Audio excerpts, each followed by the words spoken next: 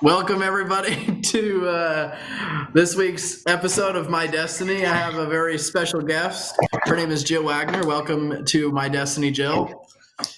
Hello, thank you. It's good to have you. I'm very excited to hear your story. First, my story with how I met Jill is about a week old, and I found her on TikTok. And I DM'd her on her Instagram because she posted a video about her family adoption, and she got back to me, and I'm very excited to hear her story. She has a phenomenal family and story. But first, Jill, introduce yourself to us and your family. What do you guys like to do? Where are you from? Okay, yeah, we're from Park Hills, Missouri. I'm married and we have three kids besides Hakeem, so four total, and they are 21, 18, and 16. I'm a business owner, work from home with a network marketing company, and then we also own a traditional business as well. And all the kids are very active in sports, so we live a super busy life, and I love it that way. That's awesome. I love active families. I came from one myself. Now, like she said, she has adopted a 16-year-old named Hakeem. Is that his name? Yes, Hakeem. Cool. Awesome. And I want you to share your experience about adopting him. What led you to the adoption? And just spare no detail. Help us understand your story. Okay, all right. So, December of 2017, it was actually 2 days before Christmas. And through our church, my oldest son, the 21-year-old, he actually was going out to a residential facility and volunteering. And our church had done that. And he had gotten to know Hakeem over a few visits. And and he was out there on that last visit that day, he realized that Hakeem was going to be transferred to another home.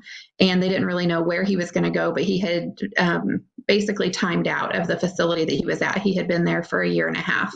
And so he had timed out of that facility and they were wanting to move him. And it felt upon his heart that he just really wanted him to come with us. And Brandon said, well, what if you could come with us? And I don't think Brandon really understood at the time, being a child himself, of what a big deal that really is. But he came home and with big tears in his eyes, he said, Mom, we've got to help this kid. And he said, I'll even pay for my own college, but we have to help him. And I've always been one to take in like extra kids, just, like not permanently, but, temporarily here and there. And so it's always been up on my heart, but at the same time, we were not looking to foster whatsoever. But I think that that's what's so amazing is that whenever it's God's timing, it's just, the right thing. And that's really how I feel like that it was in our life. And so that was the 22nd of December. And we had never met Hakeem, and we had a few hours to think about it. And we knew that whatever the decision was, that it needed to be permanent. So really, it was a very short time period that we had to think about it. And I was actually going to get my hair done and just like different signs that led to it. And the lady that was at the hair salon, she was like, are you talking about a young man named Hakeem? I love him. And I'm like, oh my gosh. Okay. Like it just seemed like God was putting people in my life, even during those few hours, just to really seal the deal. So we talked as a family that it would be not something temporary, but it would be permanent. And if we decided to do that, and everybody in the family agreed that that's what we wanted to do. So I went out to meet him at the residential facility, and it was not love at first sight. I mean, he's precious. He's so amazing. But the first original meeting was not the best because he was kind of up in arms. He had just gotten a bad haircut and he was knew he had to be leaving. Yeah, he knew he had to be leaving this facility. He knew that I was a strange woman that was there to talk to him. And, that can only happen so many times. And that is something that I'll point out as we go a little bit and talk about it. But kids in foster care, they deal with so many disappointments over and over. And, it's hard to really gear themselves up for another disappointment. And so I was just another person in his life that, said that I was going to, be there to take him. And so I just got to ask him, would you like to come live with our family? I told him a little bit about our family and he said yes. And so actually on Christmas Eve, we got him that evening. And the best Christmas present ever, for sure.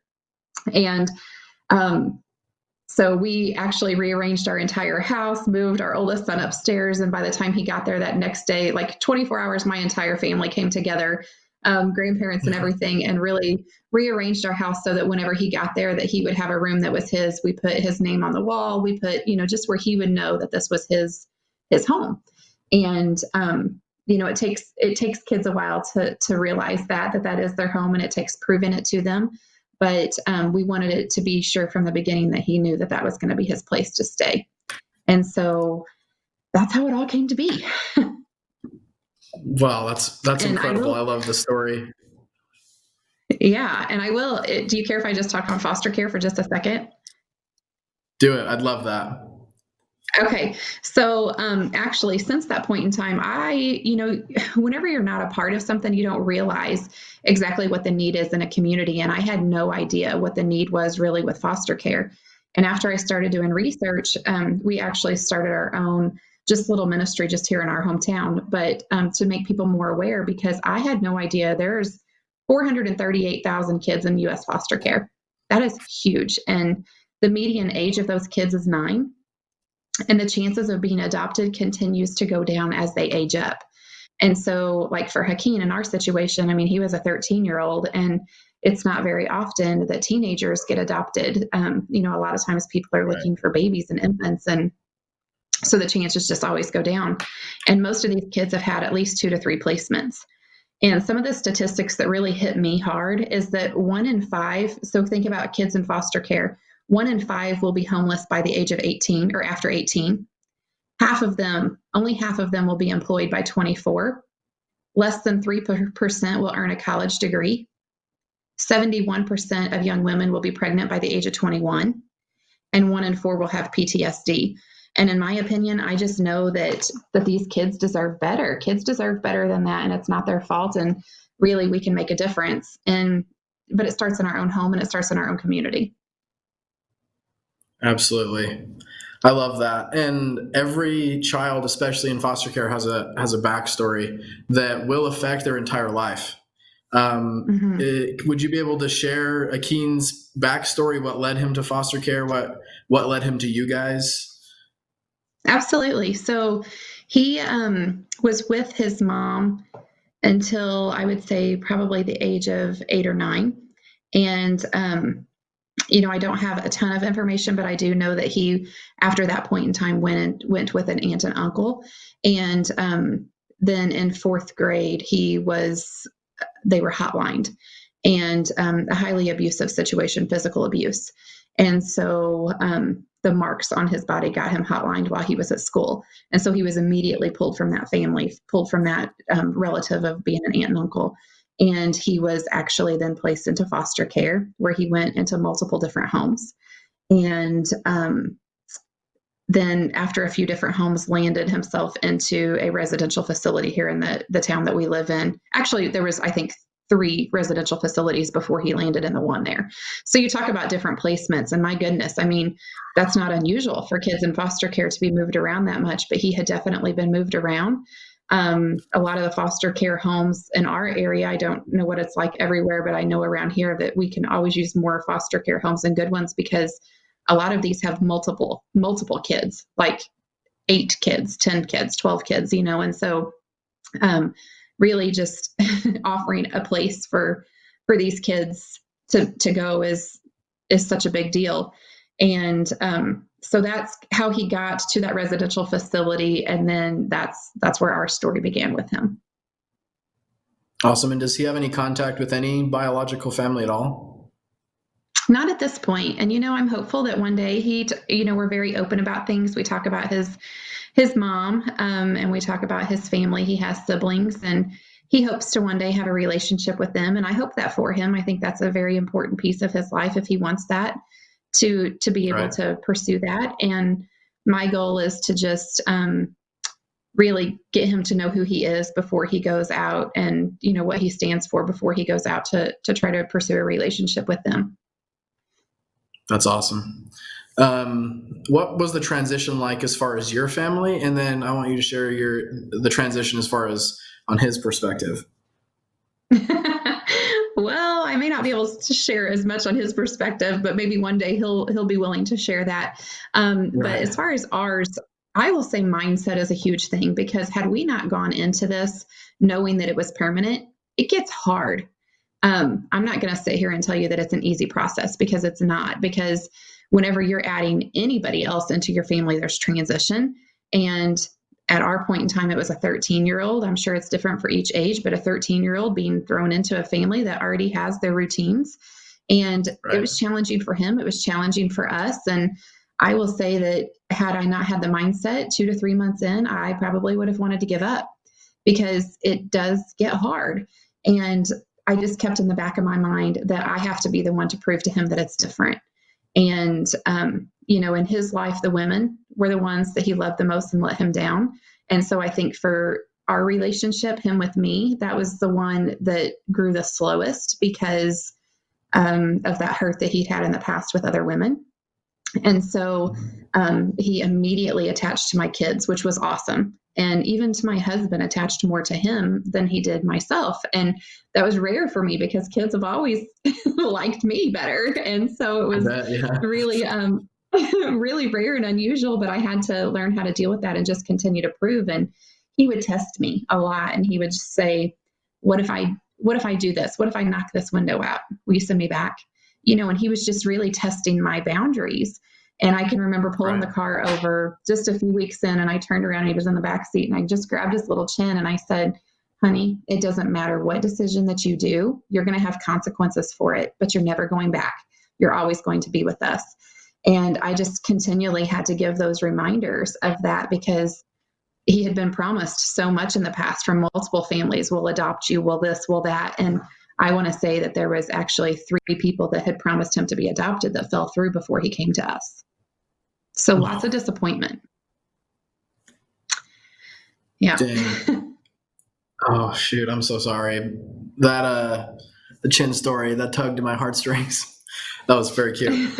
Um, I want to switch gears a little bit, especially with all that's going on. So, for those of you who don't know or haven't seen a picture of Jill's family, Hakeem is black. How has that? How is all that's going on with Black Lives Matter movement and the fight for equality? How has that affected your family? And I want you to feel free to share any negative experiences you guys have had with racism, just to prove that it's real. It's everywhere. Yeah, it is everywhere. And, Hakeem's an athlete. So whenever he plays sports, I would say that that's probably the place where he hears words that he shouldn't hear the most, as far as, being called names. And that starts somewhere. That starts in the home. And in my opinion, for all of you who are out there and you're wondering, like, how can I make a difference? Because I know I sit here at my house and I'm like, how can I make a difference on a bigger scale? But the way I know I can make a difference is in my home and how I raise my children, and how we talk to each other, and how we learn to teach respect and love to, no matter, what people look like, and not based on color. And my family has never been one to base anything on that, but we do live in a prominently white community. And so I know that it is a little difficult for Hakeem sometimes, because he feels like people stare at him a lot. He feels like, there's judgment sometimes. And even whenever I dropped, so my daughter is also 16, so they're just a month apart. So even whenever I dropped them off at school together, I would get looks from people like, oh my gosh, like, why is that boy staying with you? Why are you dropping him off at school in the morning? And different things like that. But overall, I will say that he even told me the other day, he said, Mom, you know what? I feel more safe here than I've ever felt. When we were talking about the police, he goes out in our neighborhood and he walks the dog.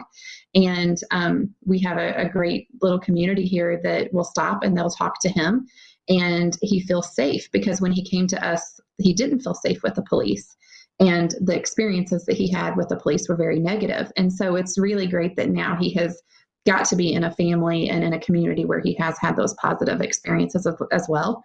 And not to say that there's, not more coming, but I think that overall in this community, people, I mean, he's so likable. He has that smile, and that's something that, if people will just get to know individuals on that individual basis, once you see Hakeem smile, and he just can light up a room with that. And how can you not start to love a kid, no matter their color, once you see their Right. personality and their Yeah, smile?